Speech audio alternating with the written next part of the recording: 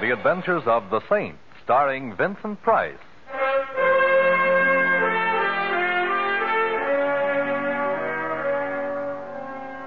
The Saint, based on characters created by Leslie Charteris, unknown to millions from books, magazines, and motion pictures. The Robin Hood of modern crime is now transcribed for radio, starring Hollywood's brilliant and talented actor Vincent Price as the Saint.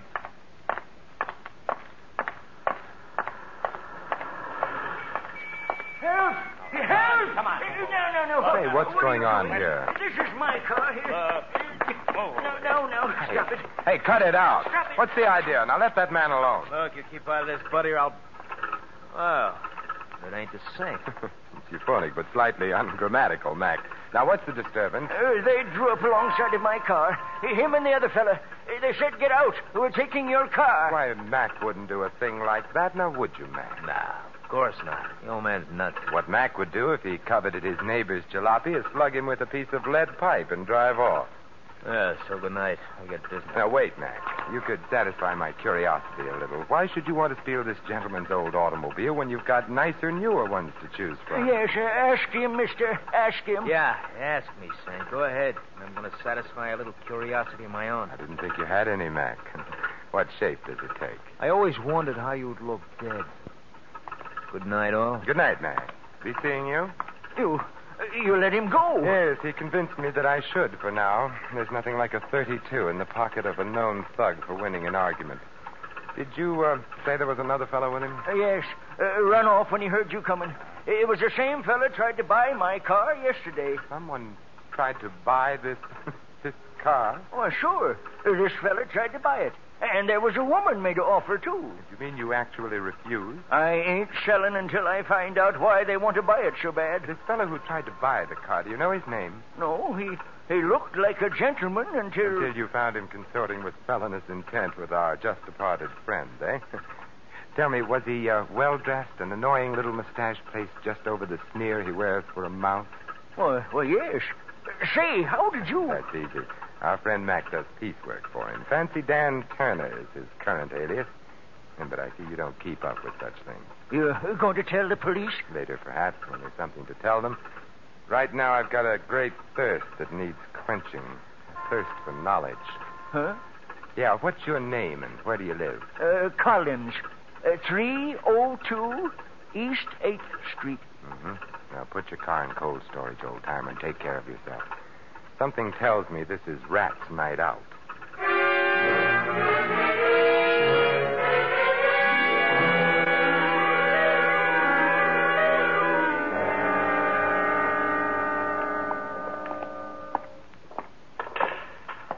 Hello, Smitty. Back making book, I see. You got the wrong joint, Saint. Take a look around. I run a pool room. You interested in a horse? No, a man. Well, like I said, Saint, you got the wrong joint. His name's Mac. He hangs out here. Now, where is he? In the back room? I'm the three monkeys, Saint. Deaf, dumb, and blind. The only Mac I know is a truck. Oh, then if you don't mind, I'd like to look in your back room and see if he's parked there. I mind. But you won't even know, Smitty. You're deaf, dumb, and blind. Oh, have a heart, Saint. I ain't got no back room.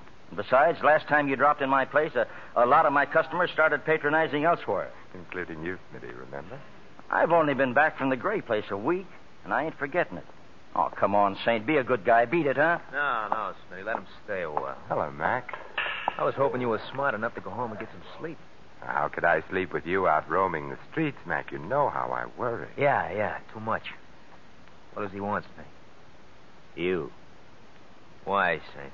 I want to talk with Fancy Dan Turner. What about... Now, let's not be coy, Mac. It doesn't become you. I want to ask Turner why he's trying to steal a jalopy from an old man. Well, what do you know? I got a surprise for you, Saint. I'll take it to him.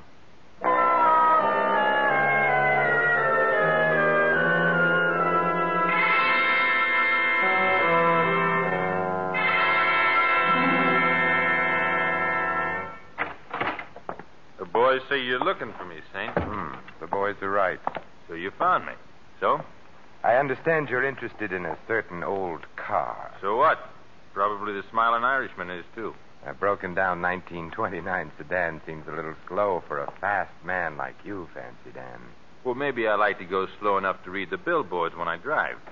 What's it to you, Saint? It depends on what it is to you, Turner. What's on the fire? You are. There's a handle with care sign on this deal, and I don't want just anybody cutting in.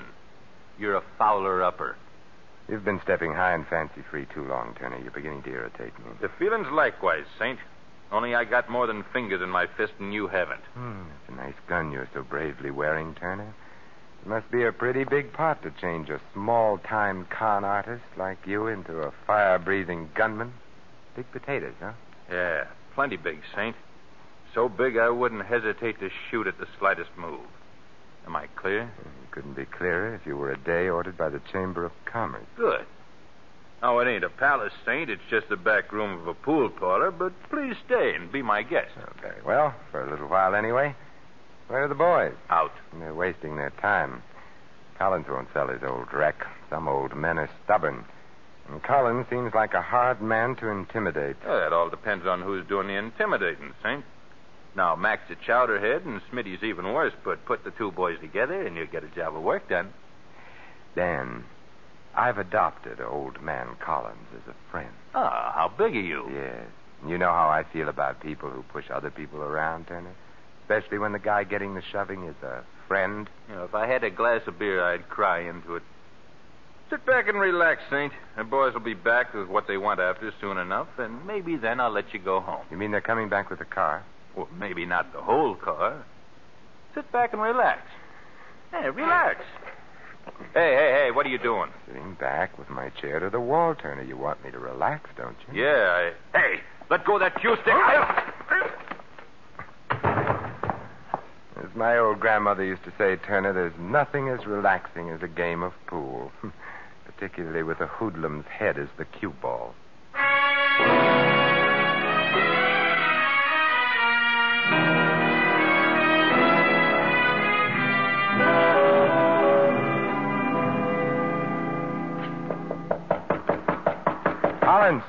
Collins, open up.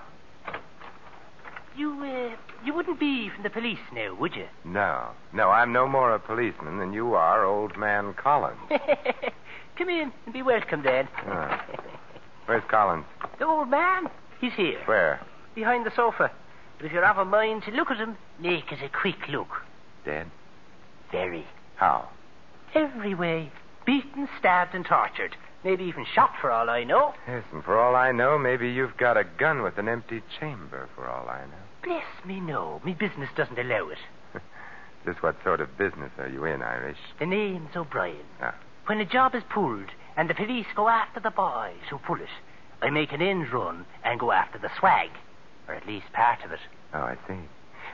What's the swag here? Collins' wallet? Not unless there's 400 grand in it. 400? Oh, no, I'm afraid you'll find the old man a few cents short. Who killed him? Not I. How do I know? You don't. You're right. What brought you here? Why, I'm here about the old car, of course. You want to buy it? Certainly, don't you? Say, maybe you're not being cute. Maybe you really don't know about the... About what? Well, now, I'm greatly relieved. When I first saw you come through that door, I said to myself, O'Brien, here comes some more competition. But I see you're not. I'm relieved, laddie. Greatly relieved. Turner is competition enough, eh? Yes, but Turner and his ugly ducklings are nothing compared to... Who? In time. I got here just a minute before you, laddie. The old man was dead when I arrived. Beyond that, I know nothing. Get down. Oh, O'Brien! Competition.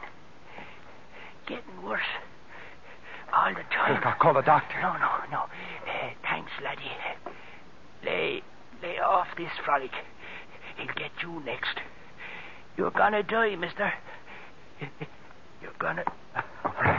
O'Brien, the old man's car, what... Well, I guess I'll have to try another angle. This one's pretty dead.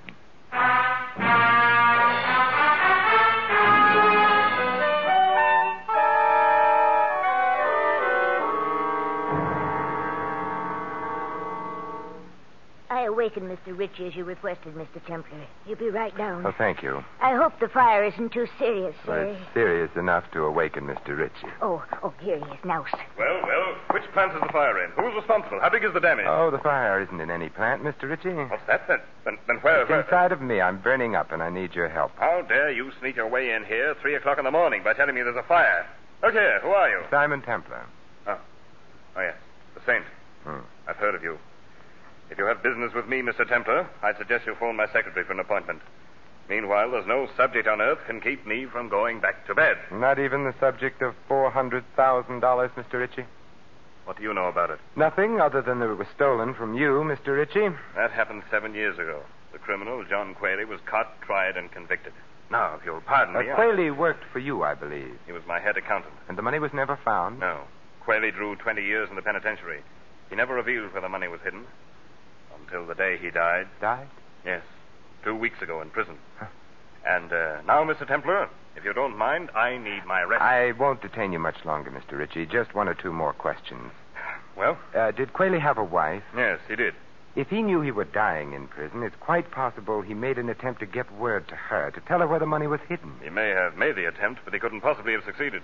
He was too closely watched. Oh. After all, $400,000 is a lot of money. A lot of money. Yes, you could almost buy a second-hand car with it. If I hadn't been fully covered by insurance, my firm would have gone under in the face of a loss that large. And now, Mr. Templar, if I might ask a question. Certainly. Why this sudden urgency? This 3 o'clock in the morning business? An old man was tortured to death. Then a fellow named O'Brien, who came calling on the old man, was shot to death. But before he was killed, O'Brien told me he was tracking down $400,000 that had been stolen. Oh, I see. Yeah, and some checking back over how many people have ever had that amount stolen from them. Led you to me. Yes. I wonder what I've led you to, Mr. Templar. I wonder, Mr. Ritchie. I wonder.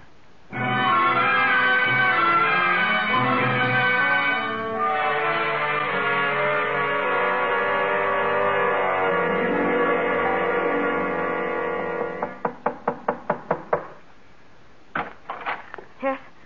What is it? Mrs. Quayle? What do you want? Several things, Mrs. Quayle. Like what? A murderer, You've got the wrong apartment, mister. an old automobile. No sale. Anything else? Maybe you'll buy this, Mrs. Quayle. Collins was murdered a little while ago. Collins. Hmm. Oh, the old man. Why? Someone wanted his car. Someone who evidently couldn't wait any longer for the newer model. So? So I saw Collins' car in your garage, Mrs. Quayle. Maybe you better come in after all, mister. But come in careful. Careful enough? Keep those hands high. Sure. I don't like you, mister. You're nailing together a frame and you're trying to put my picture into it. Collins sold me that car. When? Tonight. I could have bought a Cadillac for cheaper, mister, but I wasn't in any position to haggle. Yes, I know. What do you know? That's what I want to find out. I know that Collins' car, the car, is worth about $20, but if something else is worth in the neighborhood of $400,000. And you know that's an awfully nice neighborhood. Nice and exclusive. Chiselers aren't invited to move in. I've been gathering that impression all evening. Well, what have we here? You name it. An acetylene torch, welder's mask, a few chisels, a hammer, steel wire. Either you've gone to work for Henry Kaiser, or the hand that customarily rocks the cradle is going in for rocking a safe. I had to go into a hardware store to make a phone call, and I just couldn't leave without buying a few things. Now, fortunate you didn't make your call in an establishment that sells steamrollers. Yeah, I see you have a set of license plates. You see too much. From Collins Jalopy, aren't they? These license plates. So that's how Quayle smuggled out his message. You're getting awfully close to a bullet in your head, mister. Give me those plates. Shh, there's someone at the door. Stay where you are. I'll see who it is. Better not take the license plates with you. Yes? Oh! Mrs. Quayle! Oh! Mrs. The devil. He got the plates. Yes, he got them. Don't let him. Oh, catch him there. Where? Where? Where Johnny worked. Shaft. Top. Before 6. Before... Mrs. Quayle. Collins, O'Brien, and now I have 3 reasons for wanting to meet a certain party.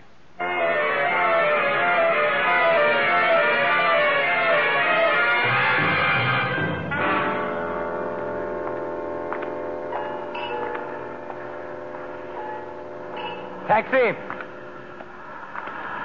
Hey, taxi! They, don't stop sometimes when it's so early in the morning, Saint, because they're on the way back to the garage. Well, what brings you out so early, Mac? Looking for a drunk to roll? Just looking for you, Saint, just looking for you.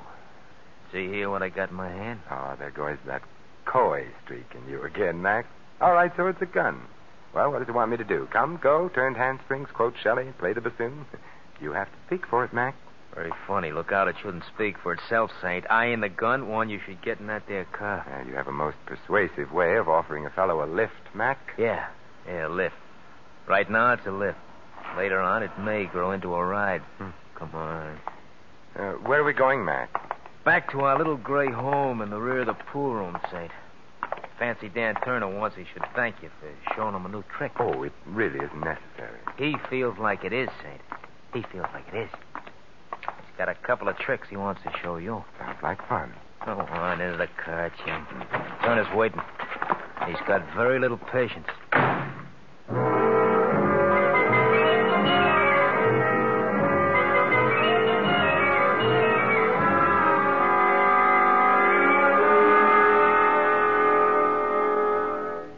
Nice to have you back with us, Saint. I missed you.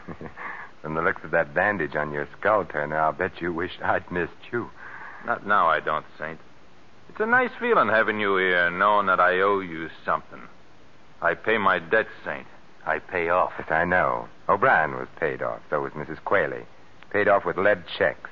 They're dead? Oh, now save that innocent expression for the jury, Turner.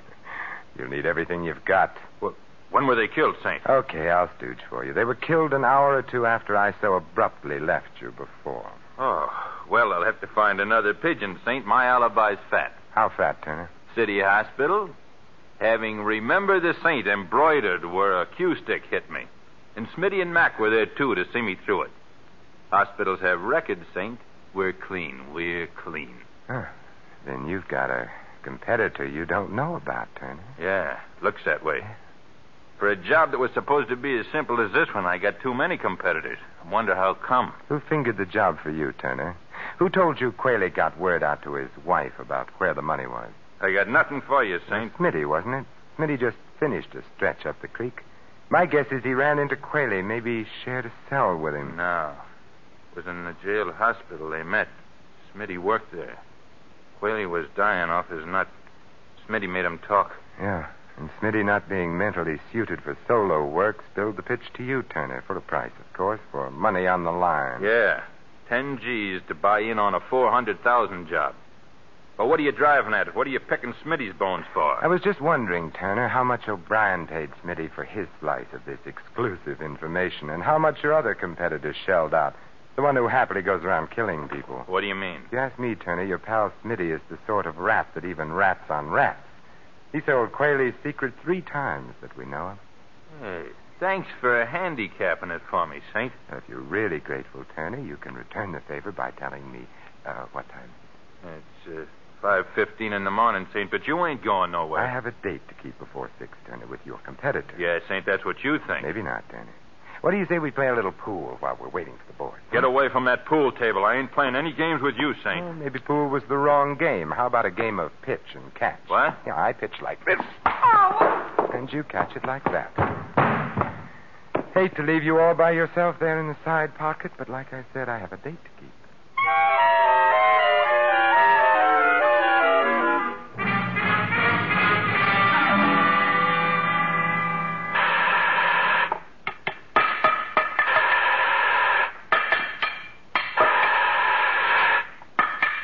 Well, Mr. Ritchie, get enough sleep despite my interruption?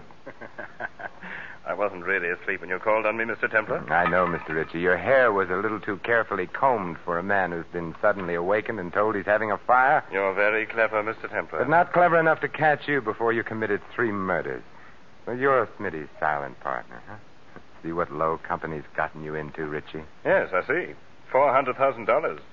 Buried in the siding of this elevator shaft. And with the help of this acetylene torch, it'll be all mine. A very ingenious fellow, Qualey.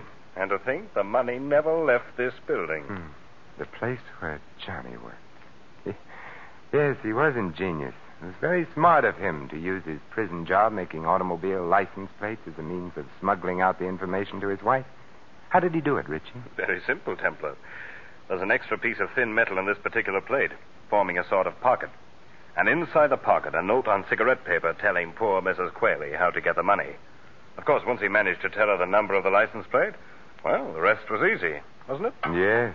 All poor Mrs. Quayle had to do was ask the Motor Vehicle Bureau to whom the plate was assigned. Mr. Collins, in this instance. Poor old fellow.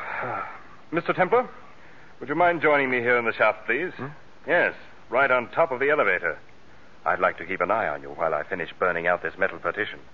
You see, I've only until 6 o'clock when this elevator is switched on downstairs. Oh, well, Come, in the shaft, please. Well, really, I have a gun, Mr. Templar. Oh, well, that makes it official, then. There we are. Careful, Mr. Templar. I wouldn't want anything to happen to you. Anything accidental, that is. You know, it's funny. I've known you such a short time, and I have exactly the same sentiments towards you. I've never been astride the top of an elevator before, Richie. And we're right near the top of the shaft. Yes. I don't mean to worry you, Templar, but when this elevator power turns on in a few minutes, it will rise to the top before it descends. How's your treasure hunt coming, Richie? Almost finished. One last strip of metal to cut away, and the partition will come off. Then we'll decide your fate, Mr. Templar. Your future. Here goes. A last blow.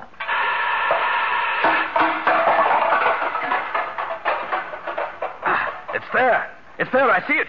$400,000 in currency, Templar. Think of it. Think of it. You think of it, Richie, and also think of how much blood was spilled on it. Preaching, Templar? You? I never thought. What's that? The elevator, Richie. Maybe it came to work a little early today. My money. My money. Come on, Richie. Come on, get off. No, there's still some money left here. I want it. I want it all. All. Come on, we've got to get off. Jump, Richie, jump. No, my money. I must save the money. Richie, you fool. All right, I got it.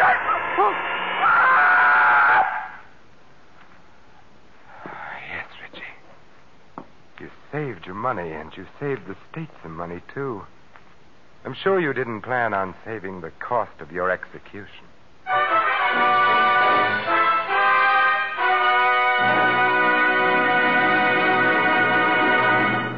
You have been listening to another adventure of the Saint, the Robin Hood of modern crime. And now, here is our star, Vincent Price. These immortal words of Ovid, translated from the Latin, express quite well indeed the justice of our Mr. Ritchie's fate. Nor is there any juster law than that the contrivers of death should perish by their own contrivances. This is Vincent Price inviting you to join us again next week at this same time for another exciting adventure of the Saint. Good night.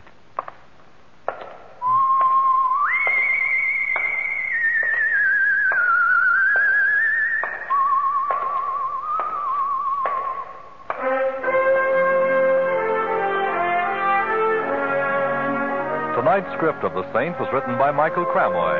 Our cast included Laureen Tuttle, Barney Phillips, Tony Barrett, Fred Howard, and Dan O'Herlihy. The music was composed and conducted by Harry Zimmerman. The Saint is a James L. Safier production and was transcribed and directed by Thomas A. McAvity. All you Saint fans will be glad to know that the Saint comic books are on sale at all newsstands. Your announcer, Merrill Ross. This is the Mutual Broadcasting System.